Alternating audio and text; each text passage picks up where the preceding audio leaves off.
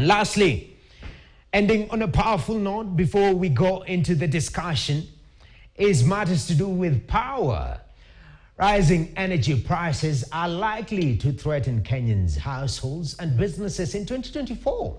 Kenyans have been feeling the heat as electricity and fuel costs stay high in 2023, and it remains to be seen whether Kenyans will afford to keep the lights on in 2024. And remember, the cost of power touches on the matters to do with the cost of production in the country, which has that ripple effect to matters to do affordability and the cost of living when it comes to Kenyans. Now, to help us look at this issue in detail, I'm joined by Isaac Mutisa, who's an investment and policy analyst. Thank you very much, Isaac, for making time. Wonderful. Did you, first of all, did you cross the year well and safely? Yeah, great. Wonderful, and I'm well. Okay. Happy New Year. Happy New Year to you. Great. Now, 2024, will it be a happy year as much as we're wishing each other Happy New Year? This will depend because the first is we wish the year to be good. That's our wish. And the broad view of every Kenyan. But now with the indicators starting with the new year, the first week, there is a bit of grayish on where we are heading to because the signs already are there. Nairobi is empty. Check on the point on, while coming to the end of the last year, December, at the old days, Nairobi was full. People never traveled for their marriages. Now it's happening. We are no longer seeing the traffic on the road. What does it mean? It means that now guys are changing the game, going back or leaving their vehicles in their home, and then coming to town without. Why? Because already the year is starting at a very low ground in terms of the livelihood of today. Yes, so it's our wish that we are looking to see a better 2024, but the indicators need to be pulled up that we see a better one. All right. Yeah. Let's tackle this because, first of all, we have the broader issues. Yes. When we talk about what will impact this economy in the year 2024, and we have the specific issues, how these broader issues will impact you and me at a personal level. First of all, the government is between a rock and a hard place because the economy is not doing as well as it should, and there is that recovery trajectory that we've been seeing post-COVID, globally speaking. Then you add these other windfalls that we've seen, Russia-Ukraine war. Now we are seeing, what's going on with Israel-Hamas situation. All this is touching on how our economy is performing. But now the government also has debt and obligations. They're supposed to collect as much money to fulfill their obligations and to run government. And this money is coming from Kenyans who are running this economy, which is not doing very well. I mean, how will this be balanced in the year 2024? Just to be honest with this, the way today we are in the country at the level now, the right on how the government, the Kenya Kwanza government, is doing to raise money internally, is one of the wrong directive because you cannot pick from this pocket and fill the other pocket. You are doing a kind of a rotational or what we call on a snapshot. If I am raising money internally for me, I'm just adding debt internally for me. It's looking at the Kenyan economy now, looking at the kind of financial status the country is right now, we are going to empty place. Looking at the resource, we go back to the end of last year and with the exit of the other government, with the entry and exit of the CBK governor, Njoroge. Njoroge had brought a kind of a taming in the banking industry such that we cannot have such what we call predatory kind of interest rate to the bank, to the Kenyans as a whole. Right now, things have changed. The rates are going up, but always motivating or giving an appetite for the rate to go up is the government. The government is issuing bonds to Kenyans at a very high rate, and ask yourself, who is the government competing with? It's competing with is staff or the kings where they should feed. These are the commercial banks. If a bank is giving a bond at a rate more than 15%, the other side, it means the cost of borrowing internally goes up. We are looking in a time here in Kenya where the rates will be, the rate of borrowing internally will be moving from what Joroge had given around 10, 11% to 17 to 20%. And this will be the top tier banks of financial industry. Okay. So this to mean life is trying to be harder for us. It's a time that now the government have to look for a mitigation of the policies which will able and how this will happen. But I appreciate that the key leadership of this government, they're trying to bring up the economic models which we have to spill and to give Kenyan a rate through. The problem is one, this is a macro kind of solving a problem where we will experience the best of it in the next 10 to 20 years. It's not what Kenyans are expecting that we see it in the next 1 year and that we are now okay, everything is at set.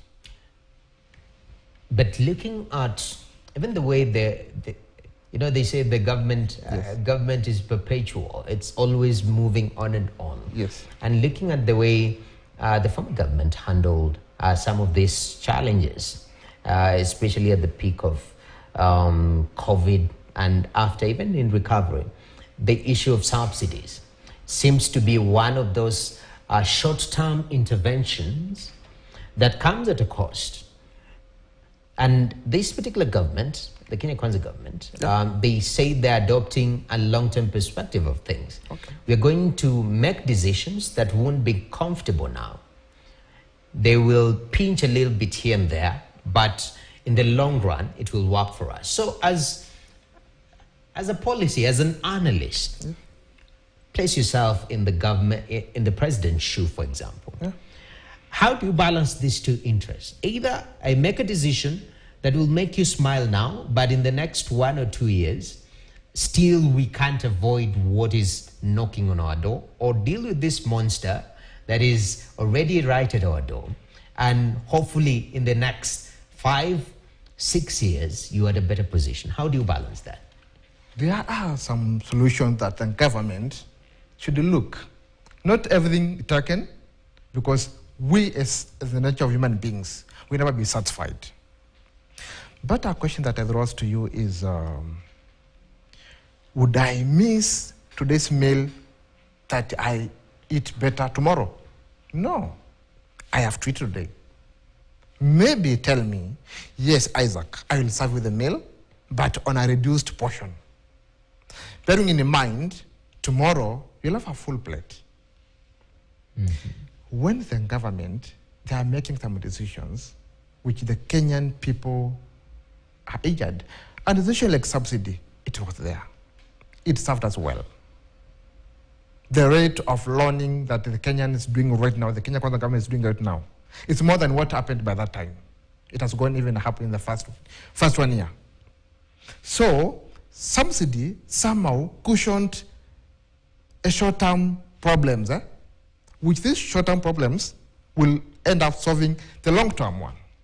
I wouldn't, as a Kenyan, live today and expecting a better tomorrow, because I'm here to get a better tomorrow standing here right now. This goes as to say, these macro things and coming up with the Kenyan KK government is going to be experienced in next 20 years, 15 years. But the Kenyans of today would wish a better service. Okay.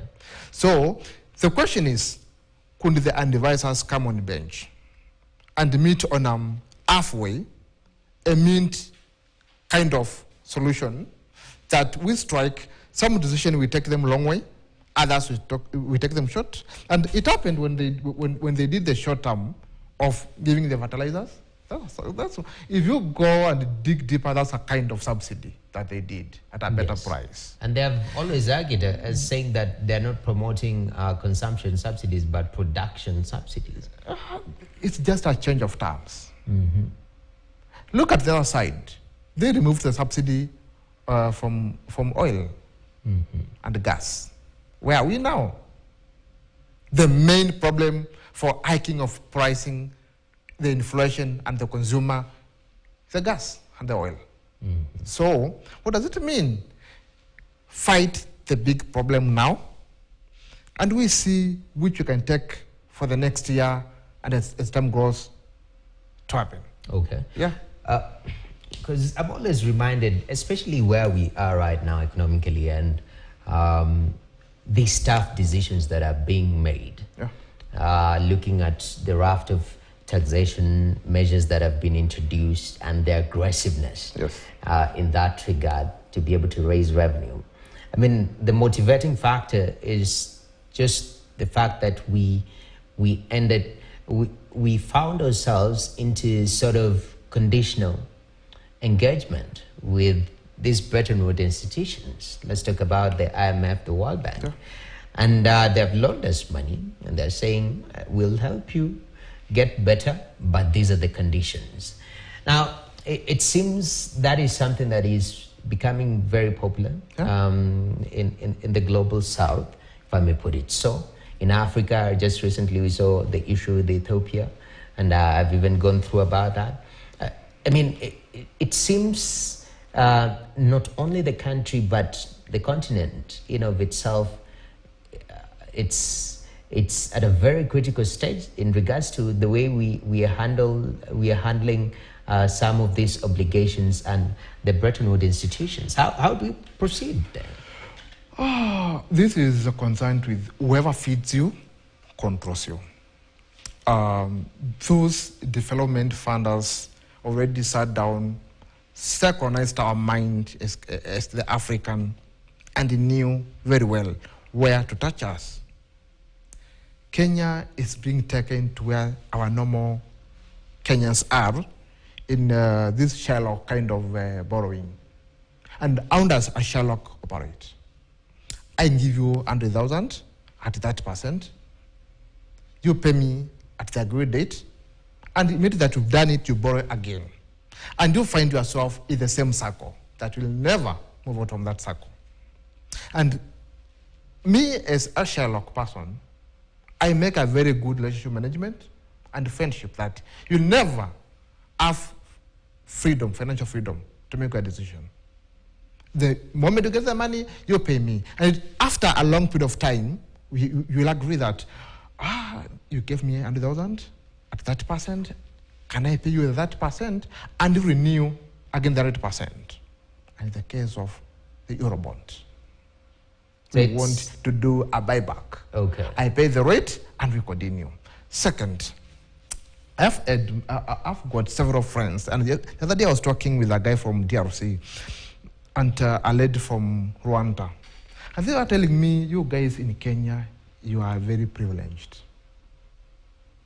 Actually, the guy from, I think this guy came from the lower side or the southern side of DRC where there's a bit of fight. I think if I compare Kenya and any other African country, you are far.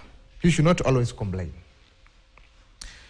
Kenya is part of where we have a few benefiting, and the majority, 80% or 90%, are down, complaining and looking up. And why? Because of this. The choices that we make when we are electing the governments that we have. All right. Go to every county now. Yes. Governors, senators, the MCAs are fighting. Or rather, if they're not fighting, the MCAs and the government and the governors, they've teamed and become one and one thing. And if the opposition or the oversight befriends the other one, then we are doomed. So you're saying our economic challenges that we're in is founded politically. Yes. Poor political choices. Yes. And I want you to hold on to that thought, Isaac. Okay, great. We want to take a short break right here. Yeah. But when we come back, since it's the beginning of the year, I don't know whether you go to church, your pastor gave you the theme for the year 2024. Yes. But offering solutions, because we want also to spark a conversation around not only pointing loopholes and challenges, but possible solutions that you can tap into some of these challenges. So when you come back, we're tackling solutions regards to the oncoming winds that we're foreseeing for the year 2024. Stay tuned. Now we take the short break.